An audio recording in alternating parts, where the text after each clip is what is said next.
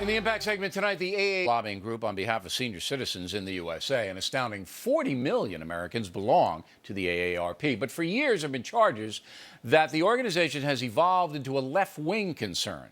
A new TV ad speaks to that. My grocery bill isn't wasteful spending. My heart medication isn't some political game. Our retirement isn't a simple budget line item. I worked hard. I paid into my Medicare. And I earned my Social Security. Now, instead of cutting waste and loopholes, Washington wants to cut our benefits. That wasn't the agreement. Join the members of AARP and tell Washington to stop cuts to our Medicare and Social Security benefits.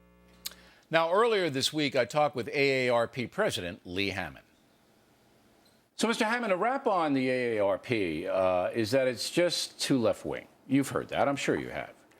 Well, we hear that, but, our membership is as diverse as the country. And I agree. I'm a member, but, I have to say I'm growing increasingly suspect of your editorial position. And it's not because I'm an ideologue, but I was going over some of my back editions of the AARP magazine. Let me just read you some of the names that you've had on the cover, and maybe you can just tell me. You had Michelle Obama on the cover. That makes sense. Robert Redford. All right. Harrison Ford. Danny Glover. Richard Gere, Bill Cosby, Ron Howard, Michael Douglas, Morgan Freeman, Dustin Hoffman, Bruce Springsteen, Kevin Spacey, Brian Williams, Martin Sheen, and Steven Spielberg. Every one of them is a left-winger. Every one of them.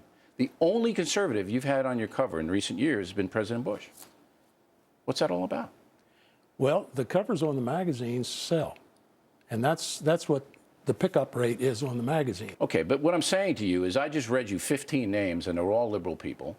And you had one conservative, 15-1. And I can't sit here and say that there isn't a conservative that you could put on the cover that would sell. I know there is, and so do you. Oh, certainly there would be. Then why haven't they been there? I don't know. You're the editor. You're No, I'm not the editor. You're the president of AARP. You have The president of AARP is a volunteer. Yeah, and do you volunteer your opinion that it's becoming too left-wing? We volunteer our opinions all the time. Did you tell them that this might be not fair and balanced, this magazine that comes out? No, I haven't looked at the magazine that way. Okay. You ran a spot, we ran a spot about the people saying that, look, we don't want our entitlements messed with. And I understand that position. I mean, elderly senior citizens pay into Medicare, they pay into Social Security, and they don't want to get jobbed. But there isn't any bill in the world that's actually saying senior citizens aren't going to lose their entitlements. But yet you have this commercial that implies they might. Well, indeed, they might. Based on what? There is no bill yet Right. at this point. And not even anybody suggesting it. No, I would disagree with you there a little bit. There are numbers of people suggesting it. Numbers of people in the Congress have suggested Give me one name who's suggesting they want to take or modify Social Security or Medicare for present seniors. There has been a lot of conversation around that bill. Can you it's give not me just one any name, one Mr. person. Hammond? Just one. Well, I know that the minority whip in the House, who is a Democrat, has indicated that there is still broad discussion about making it even deeper cuts.